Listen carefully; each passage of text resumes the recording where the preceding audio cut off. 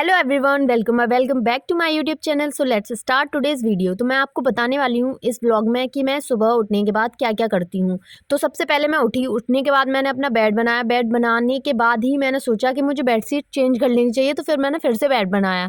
देख रहे हो आप कितना दिमाग है मेरे अंदर, क्योंकि मैं एक बार में कुछ चीज़ प्रोसेस नहीं कर पाती हूँ, लैग करने लगता है मेरा दिमाग। तो फिर ठीक है, उसके बाद मैंने बेड बनाया। बेड बनाने के बाद ही I went to freshen up and brush up. फिर उसके बाद मैं गई थी टेरेस पे। मैंने देखा कि भाई बहुत ज़्यादा ही ठंडी है, ठंडी ठंडी हवाएं चल रही थी। तो उसके बाद फिर मैंने सोचा चाय बना लेनी चाहिए। फिर चाय बनाई। चाय बनाते ही मैंने चाय को पी लिया। फिर चाय बनाते ही बनाने के लिए मैंने उसमें चाय पत्ती डाली, चीनी डाली, अदरक था नहीं तो उसके बिना ही बना दी मैंने, लेकिन टेस्टी बनी थी। फिर चाय को मैंने इस प्रोसेस से उसको जल्दी जल्दी बना लिया, क्योंकि मुझे जल्दी पीनी थी चाय।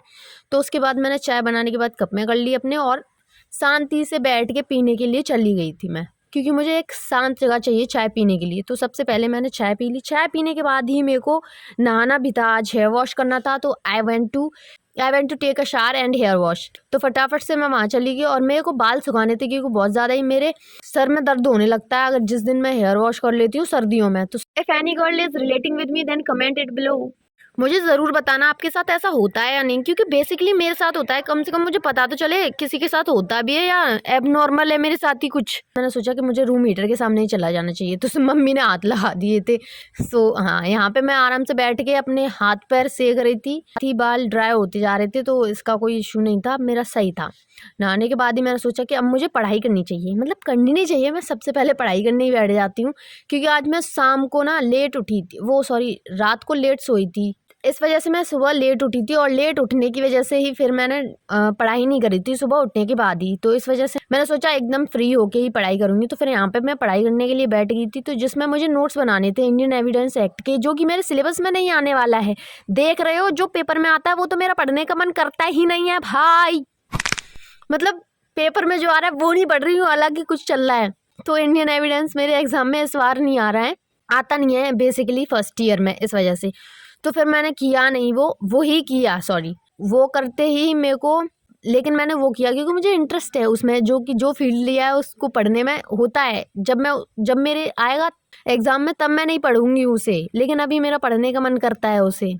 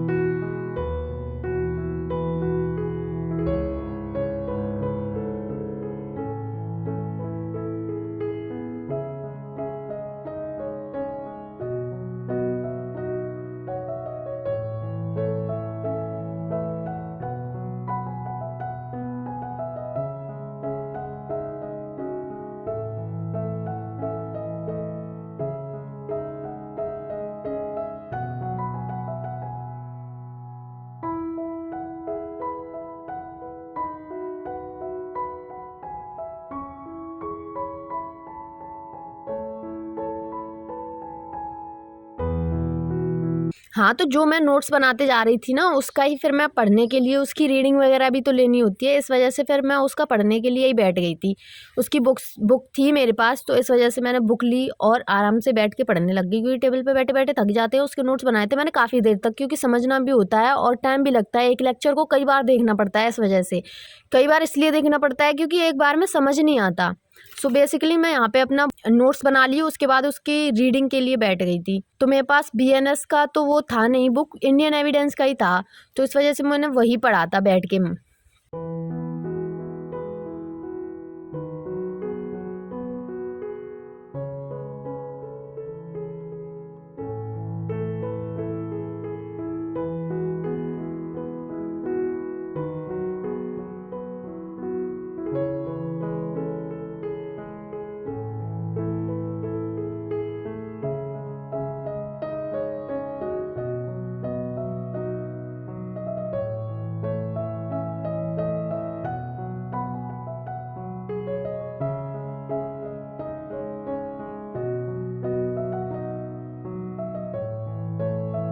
फिर मैंने इंग्लिश की बुक ले ली थी और उसके ही मैंने पढ़ाई करी थी। इंग्लिश की बुक में से मैंने इंपॉर्टेंट वर्ड वगैरह जो ये बुक में ना इम्पोर्टेंट वर्ड ही है, मेन ये बुक वोकैब के लिए है, वो इम्पोर्टेंट टॉपिक है। इसमें वर्ड्स की वजह से वर्ड्स वगैरह कैसे यूज़ करते हैं ये सारी चीज़ें बताई गई हैं, तो इस वजह से मैंने इसको पढ़ा था।